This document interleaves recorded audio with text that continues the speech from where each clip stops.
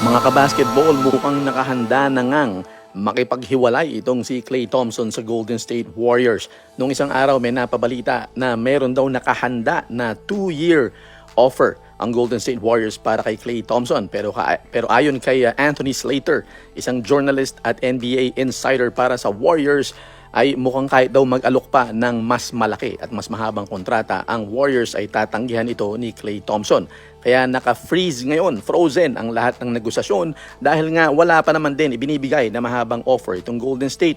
Mukhang talagang jaded na ang tingin nitong si Klay Thompson sa Warriors organization at gusto niya na ng isang fresh start. Anong masasabi niyo dito mga kabasketball? Para sa mga mahilig tumalpak dyan at tambay ng mga sportsbook at game apps, pasok na sa Arena Plus. Bukod sa sportsbook at games, pwede mo pa mapanood ng live ang NBA, PBA at iba pang sports. Mag-register na. Scan lang ang QR code na ito.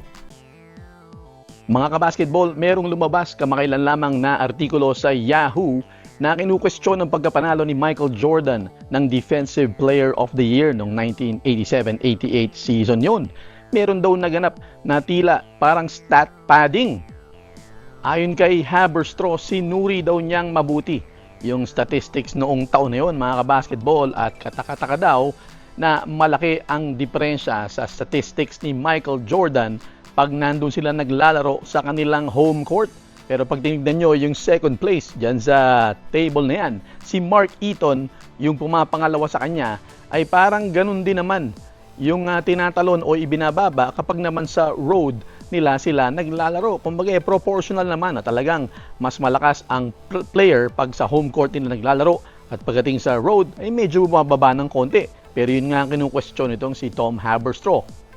At naungkat pa nga yung sinabi ni Scottie Pippen doon sa kanyang librong entitled na Unguarded, na nung panahon daw na iyon kapag tinatapik niya yung bola papunta kay Michael Jordan ay kay Jordan naki-credit yung steal imbis na sa kanya na tumapik lang naman ng bola papunta kay Jordan. Eto ang tanong ko sa inyo mga kabasketball, bakit ba pilit na inuungkat pa at dinidiscredit si Michael Jordan na mahigit 20 taon nang wala sa liga? Para saan?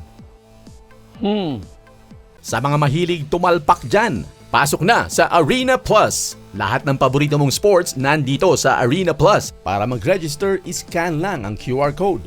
At may bonus na 850 pesos para sa first-time users. Pwede mong ilaro sa sports o iba't ibang klaseng games sa loob ng Arena Plus. At ang maganda dyan ay pwede kang makapanood ng paborito mong sports kasama ang NBA at PBA sa loob ng app basta meron ka lang account. Kaya pasok na sa Arena Plus, scan lang ang QR code.